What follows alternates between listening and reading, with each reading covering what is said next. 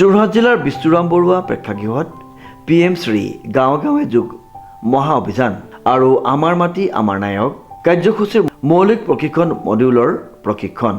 উল্লেখযোগ্য যে অসমৰ মাননীয় ৰাজ্যপাল মহোদয়ৰ বিশেষ উদ্যোগত আৰু লোকভৱনৰ সৌজন্যত আৰু যোৰহাট জিলা প্ৰশাসনৰ সহযোগত PM শ্ৰী গাঁৱে গাঁৱে যোগ মহা অভিযান আৰু আমাৰ মাটি আমাৰ নায়ক কাৰ্যসূচীৰ মৌলিক প্ৰশিক্ষণ মডিউলৰ প্ৰশিক্ষণ গত 22 জুনৰ পৰা যোৰহাট জিলাৰ বিষ্ণুৰাম বৰুৱা প্ৰেক্ষাগৃহত অনুষ্ঠিত হৈ আছে। প্ৰশিক্ষাৰ্থীসকলৰ এই মৌলিক প্ৰশিক্ষণ মডিউলৰ বাবে পঞ্জীয়ন কৰা হৈছে।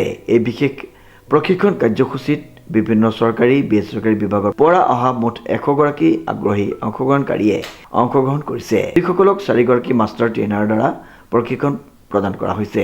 এই মৌলিক প্ৰশিক্ষণ মডিউলটো 22 জুন 2026 পৰা আৰম্ভ হৈছে আৰু 2026 চনৰ 2 জুলাইলৈকে চলিব।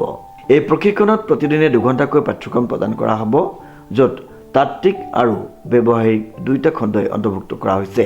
সমগ্ৰ প্ৰশিক্ষণ শেষ হোৱাৰ পিছত শেষৰ দিনা প্ৰশিক্ষাৰ্থীসকলৰ এক মূল্যায়ন প্ৰক্ৰিয়া অনুষ্ঠিত হ'ব আৰু সফলতাৰে এই মডিউল সম্পূৰ্ণ কৰা প্ৰশিক্ষাৰ্থীসকলক প্ৰমাণপত্ৰ প্ৰদান কৰা হ'ব। সমগ্ৰ কাৰ্যসূচীটোৰ সুচাৰুৰূপে তদাৰকৰ দায়িত্ব পালন কৰিছে অতিৰিক্ত জিলা আয়ুক্ত অভিজিত গগৈ আৰু সহকাৰী আয়ুক্ত দৃষ্টি শিখা ফুকনে।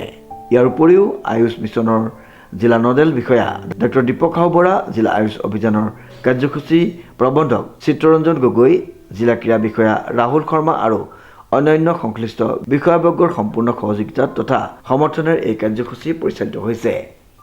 উৎপল দাসৰ ৰিপৰ্ট, নিউজ নাও।